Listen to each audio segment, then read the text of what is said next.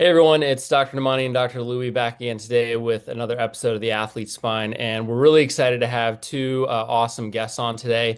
So we have Ryan Watts joining us. As you all may remember, Ryan Watts played for the Pittsburgh Steelers. He was a cornerback at Texas prior to that, and was drafted by the Steelers, and had an injury that unfortunately yeah, cut his career short. We're also accompanied by Dr. David Okonkwo. He is a neurosurgeon at the University of Pittsburgh in Pittsburgh, Pennsylvania, and also the team neurosurgeon for the Pittsburgh Steelers. So we're really excited to have you guys on today for what I think will be a really interesting discussion. So thanks so much for joining us. Thank you for having me. Yeah. Absolutely. Be here. So I guess Ryan, take us back to what happened, to what you can remember of, was a specific incidents or what you recall of like, hey, what occurred on the field and then what you were thinking or what you felt. So really, I knew it was towards the end of the game. I knew they were gonna run the ball, so I was just really trying to shoot the gap. And on my way, I got pushed from behind from the receiver, and I just couldn't control anything. I just ended up falling on another lineman's leg and just hyperextending my neck. But usually, when I play ball, I get up fast. So I get up faster than I can really think. So I was laying on the ground. I was trying to move, and like just nothing was happening. And just I was able to move my neck, and I was really just fighting, just trying to get up because that's just what I do. I don't want to lay on the floor. So it really looked like I was having a seizure. I'm not gonna lie, it looked like I was having a seizure on the field, but really my legs, I couldn't move my legs. My arms, not at all. My arms ended up going in a fight or flight position. So I was really just stuck, and I was just laying on the floor, just thinking like, oh my gosh, am I paralyzed? So it all happened fast, but then I felt like I was laying on the field forever. It was scary. It was definitely one of the scariest things I've ever been through for real. And Ryan, had you ever had any other incidents like that before, whether high school or college or anything like that before? I think one time at Texas, my senior night, it might have happened. I think it happened, but the doctor told me that it was like a once in a lifetime thing. It was just out of the ordinary, something that it was just like the right hit at the right time. So it was similar to this, but I feel like the one in the league was a lot worse. So that was the main problem. But I definitely felt like I definitely know that it kind of I felt like it correlated from senior night, and I never really had any neck injuries, like no stingers. I really think it all started from my junior year. I took one hit, and that was the only time I ever felt. I didn't feel a stinger, but it was the only time I ever felt any pain in my neck. And I feel like ever since then, I had the next year that happened, and the next year this happened. So I feel like it might have correlated. I don't know. Yeah. So Dr. Conco, you sort of see this happen, you hear it happen. What is going through your head at that point once this occurs on the field?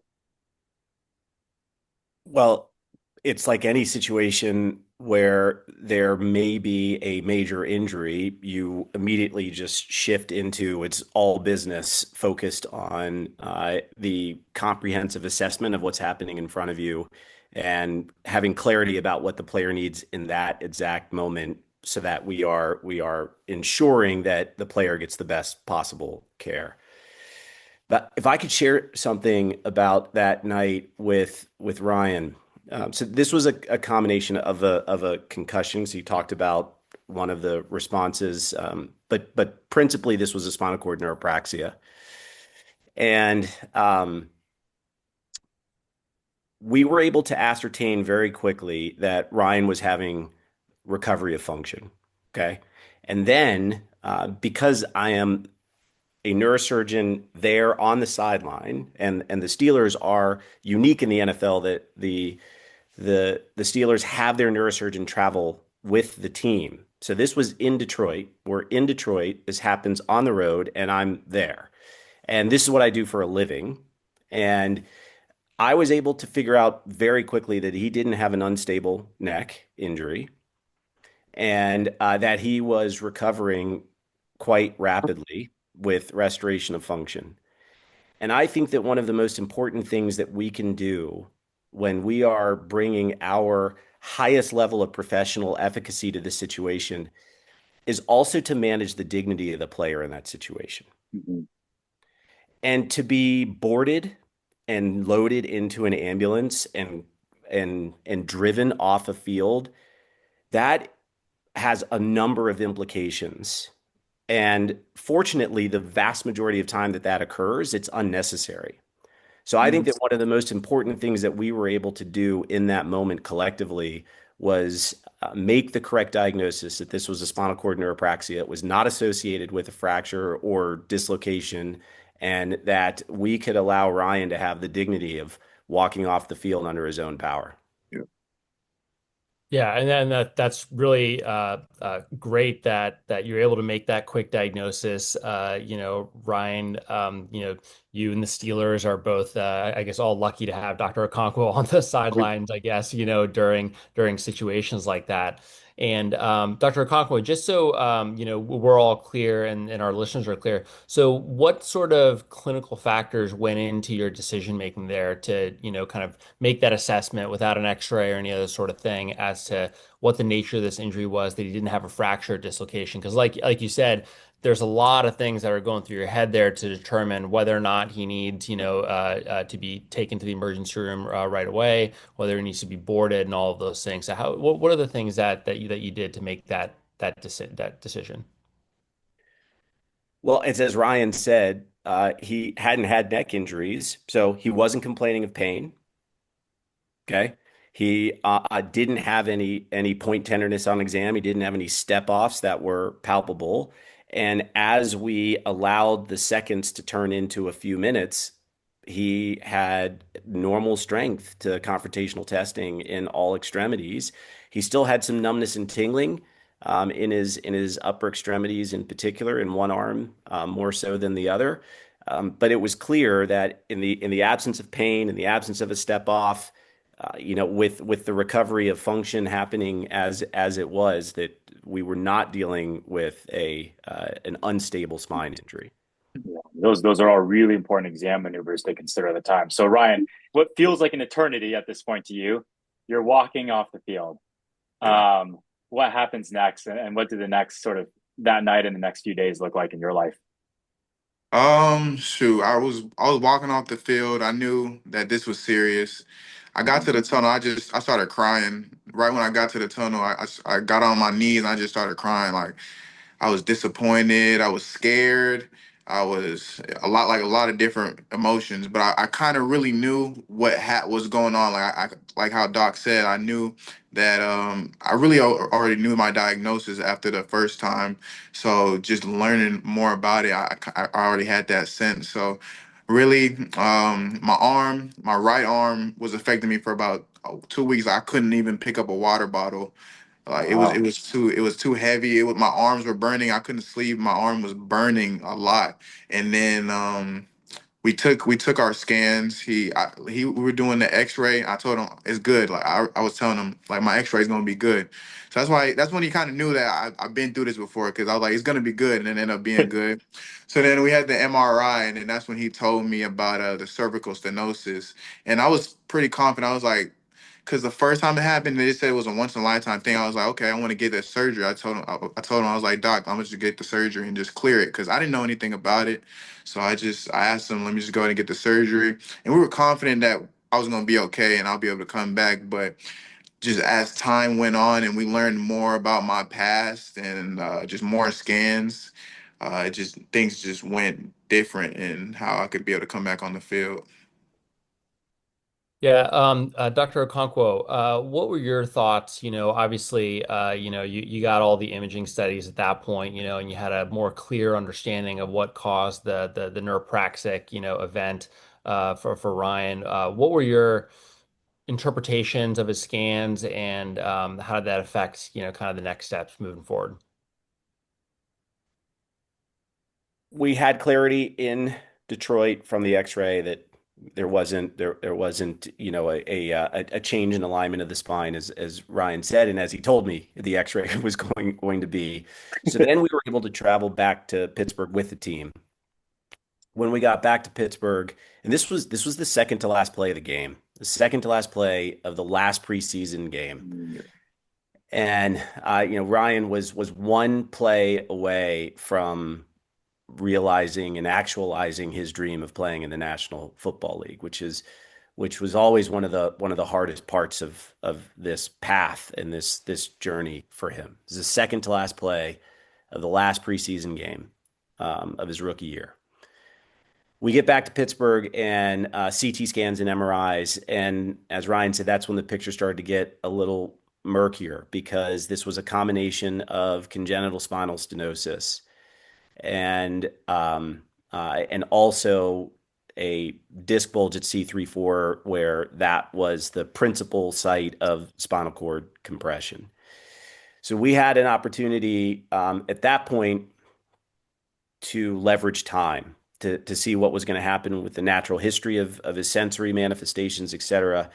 And eventually, we got to the point where it became clear that there was one ongoing symptom. And Ryan, if you want to share with everyone, how you could put your head in a certain position and elicit symptoms.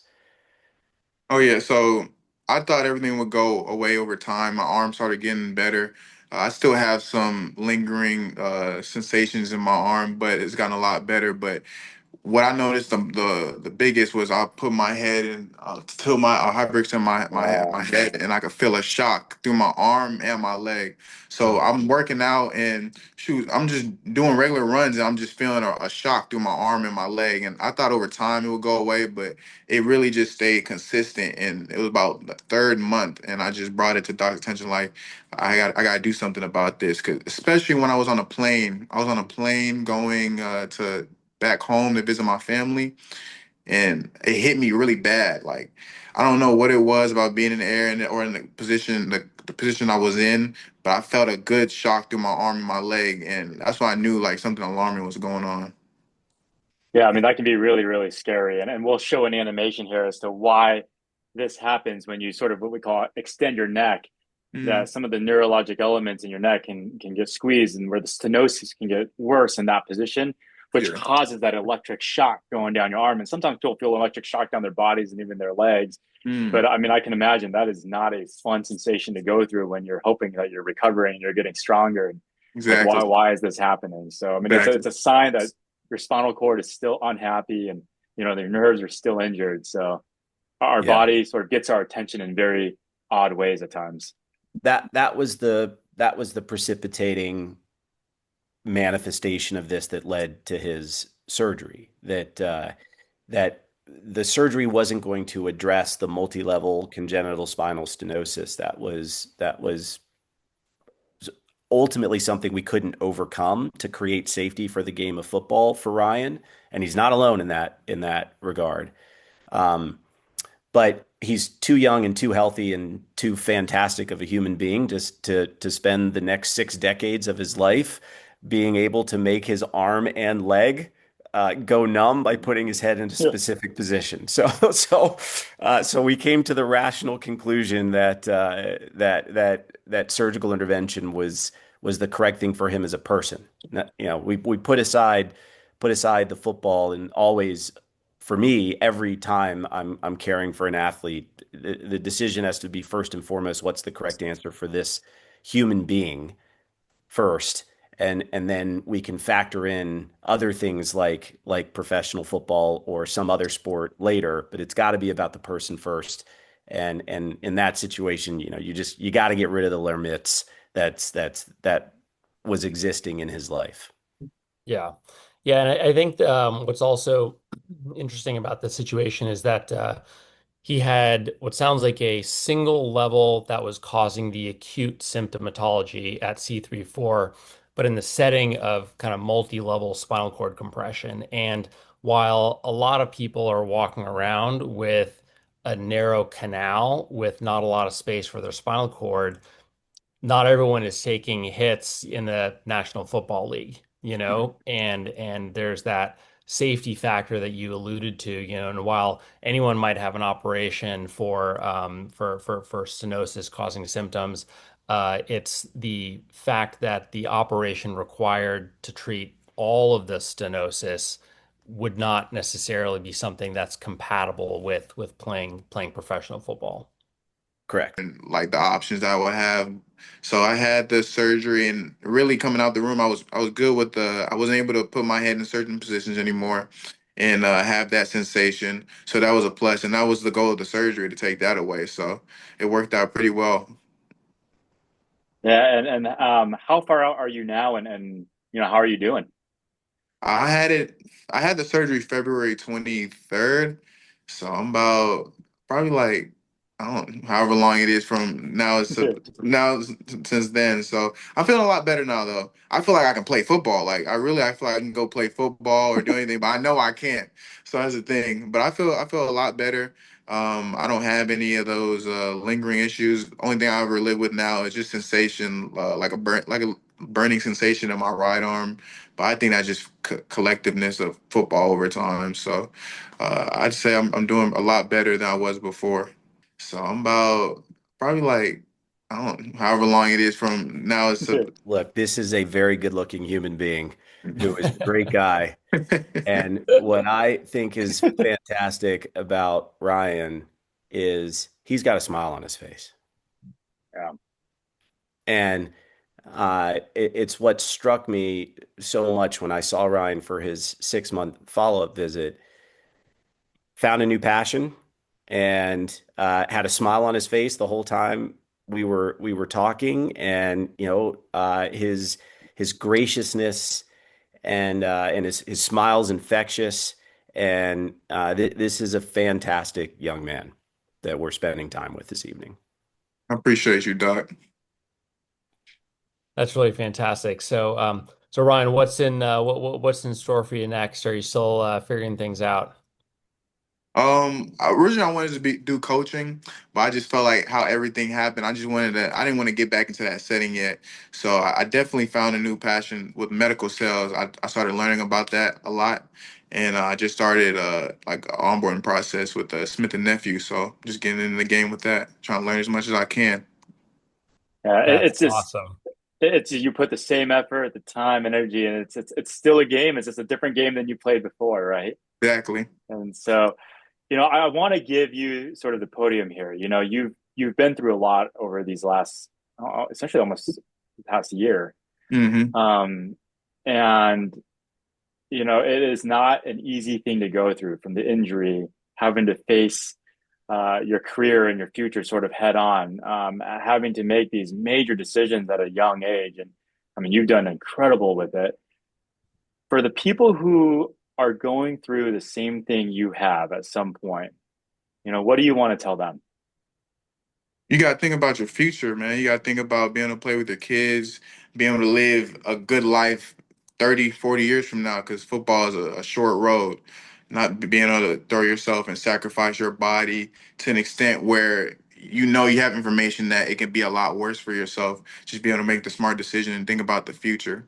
And shoot, every day is gonna be hard. I still have hard days, just not being in the game. But I'm grateful that I can walk and move my arms, because I was sitting on that field thinking, oh my gosh, I'm paralyzed, just going through my head like how I'm gonna live life, just not being able to move my arms or my legs. So I'm thankful that I'm able to do that now, and I'm just take what God gave me and just apply it to another part of my life.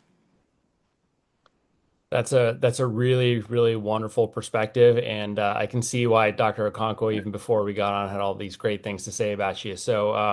Yeah, I'm sure you're going to put all that energy and vigor that you put into football into this new passion, and we're excited to see where that takes you. So. Thank you.